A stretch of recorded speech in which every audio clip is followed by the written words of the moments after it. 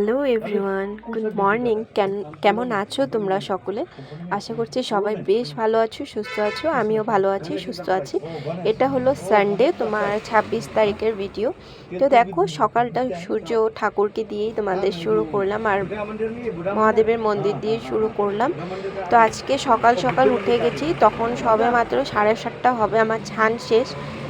কারণটা হলো আজকে মিস্ত্রি আসবে, ওই যে দরজাটা বললাম একটু ঠিক করবে, দরজাটা নিয়ে এসেছে, ঠিক করবে, 9টার মধ্যেই চলে আসবে। তো দেখো, তো রুটি বানানো শুরু হয়ে গেছে, সকালে খাবার। একদিকে আমি রান্নার জোগাড় করছি, তো এই দরজাটাকে পুরা তোমার ভেঙে দিবে, ভেঙে নতুন দরজা লাগাবে।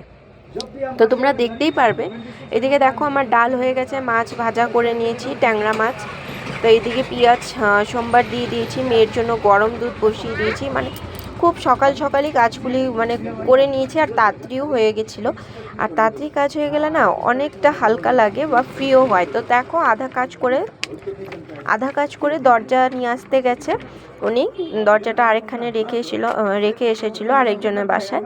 তো দরজাটা আনতে গেল, দরজাটা এখন এনে তারপর এগুলি চৌকাঠ আবার এই সাইডেরটা খুলে ওই সাইডেরটা আবার খুলবে উনি এসে।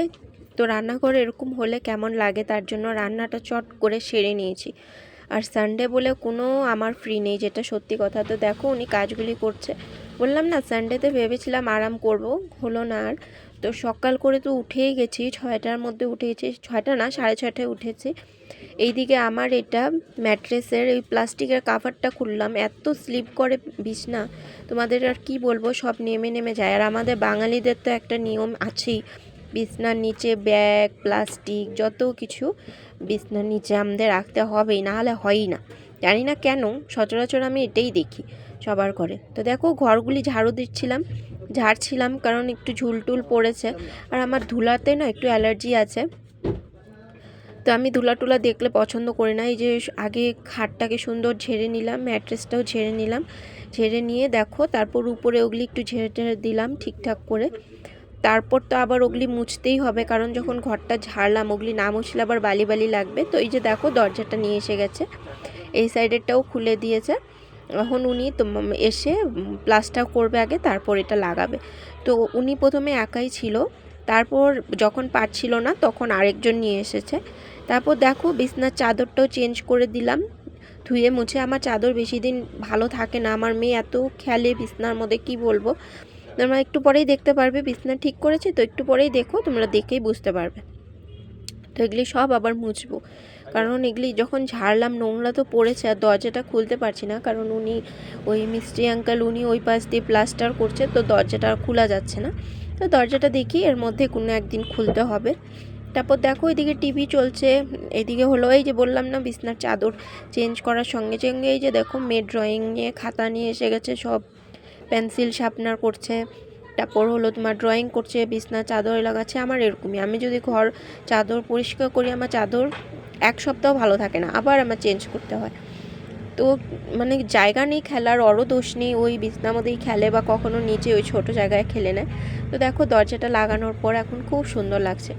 ঘরবাড়ি দেখো যেমনই হোক, ঘরবাড়ি যদি সুন্দর করে রাখা হয় না, ওই অল্প একটু জায়গায়, সত্যি সেটা দেখতেও সুন্দর লাগে, মনও শান্তি হয়। তো এখন আজকে বলেছে ইউজ করতে না, তাই করছি না, অন্যর বাথরুমে গিয়ে ইউজ করছি। আর এইদিকে সন্ধ্যার সময় ওই আজকে আর আমি দোকান যাইনি, শরীরটা ভালো লাগছিল না, তার জন্য ভাবলাম কিছু একটা চলো সবার জন্য বানানো যাক। তো মুড়ি মাখা করলাম, চা কেউ খায়নি, শুধু আমিই খেয়েছি। তো সকলকে মুড়ি দিয়ে আমি মুড়ি খেতে বসে গেছি। তো দেখেছো, আমি মুড়ি খেতে বসে গেছি, একটু চাও করে নিয়েছি। চা না করলে না মুড়ি দিয়ে খেয়ে মজা লাগে না। আমি সচরাচর কিন্তু এত একটা চা খাই না, আজকে হঠাৎ কী বা মনে হলো, তখন খেয়ে নিয়েছি একটু চার লগে। তো চলো, মুড়িটা সুন্দর করে গরম চা দিয়ে খাওয়া যাক। দেখো চা, এই দেখো মুড়ি। তো চলো সুন্দর করে শান্তি মতন খাবে। টিভি দেখছি, ফোন দেখছি, স্নেটা ঠিক করেছি, দেখো বুঝতে। আর এই যে চলো এটা খেয়ে দারুণ।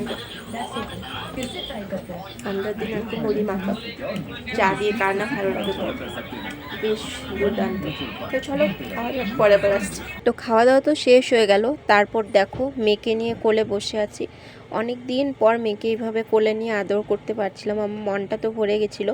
আমার মেয়ের জন্যই আরও বেশি যায়নি, কারণ ও বারবার বলছিল মা আজকে ঘরে থাকো যেও না। তো আমার শরীরটাও ঠিক লাগছিল না, ভাবলাম যা কর কথা একটু শুনি। এতদিন পর সবাই একসঙ্গে ঘরে আছে না, খুব ভালো লাগছিল, আমারও ভালো লাগছিল। তো ওকে অনেক করে আদর করলাম, কারণ সব সময় তো কাছে পাওয়া যায় না। ওই দোকানে সকালে চলে যাই, দুপুরে খেতে আসি, আবার বিকালে চলে যাই, রাত্রে আসি, অতটুকু সময় আর মেয়েকে কী সময় দিব, কি ওকে নিয়ে একটু আদর করব বলো। তো তারপর দেখো রাত্রে খাবার চলে আসলাম, এটা না করলে তো হবেই না পেট পুজো করতে। তো আগে সবাই খেয়ে নিয়েছে, আমার মা ওরা বাবা। তারপরে যে রাত্রে ডিম ভাজা করলাম, একটু ফ্রাই করে নিলাম, কারণ আমি তো রাত্রে রুটি খাই। এখন অনেক দিন থেকে 10-12 দিন হয়ে গেল আমি রাত্রে একটা করে রুটি খাই, খাওয়াটাও একটু কমিয়ে দিয়েছি। তো রাত্রে এখন রুটি ওই একটা করে খাই। তো হাজব্যান্ড বললো সেও রুটি খাবে, তো একটাই ছিল, তো আমার হাজব্যান্ডকে একটা দিলাম, আমি একটা নিলাম, আর একটু ভাত দিয়ে দিলাম। আর বলেছিল প্রথমে রুটি খাবে, কিন্তু রুটি কম হওয়াতে আমি বললাম একটু ভাত খেয়ে নাও। তো আমার হাজব্যান্ডকে রুটি দিয়ে একটু ভাত দিয়ে, তারপর দেখো ওটা লাউ করা হয়েছিল ডালের বড়ি দিয়ে, ওই লাউ দিয়ে তারপর ডিমের ঝুড়ি দিয়ে দিলাম। আর ডাল আছে, ডালটাকে পরে দিয়ে দিয়েছি আমি।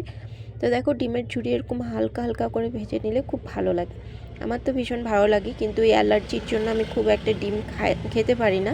আর এদিকে আমার মেয়ের কাণ্ড দেখো, পুতুলকে ওর জুতা পরিয়ে নাচাচ্ছে ঘরের মধ্যে, রাত্রেবেলা ঘুম নেই, তখন 10:30 বেজে গেছে। আর ঘরগুলি ওই রান্নার দিদি আসলে সুন্দর করে মুছতে হবে, নাহলে সাদা সাদা তো, তার জন্য। তো দেখো খাওয়া দাওয়ার শেষ করে এই জায়গাটাকে তো মুছতেই হয়, রান্নাঘর পরিষ্কার না করলে কেমন লাগে। তো আমি তো রোজ খেয়ে রান্নাঘরটাকে সুন্দর করে পরিষ্কার করে রাখি। আর আমার মা বলে গেছে, আমার বাপের বাড়িতে মা বলে গেছে, এসেছিল কিছুদিনের জন্য থাকতে, ওই গ্যাসের সামনে 1 গ্লাস করে জল রাখতে। রাত্রে নাকি মা লক্ষ্মী এসে যখন দেখে তোমার রান্নাঘর পরিষ্কার, উনান পরিষ্কার থাকে, তখন এসে নাকি মা এখানে রান্না করে যায়, তার জন্য কখনো বাসনের রাত্রেবেলা গভীর রাত্রে শব্দ হয়। তো দেখো মার কথা মতন আমি সেই রোজ ওই গ্লাসে করে 1 গ্লাস জল দিয়ে যাই, যতদিন পারবো এই নিয়ম করে যাব।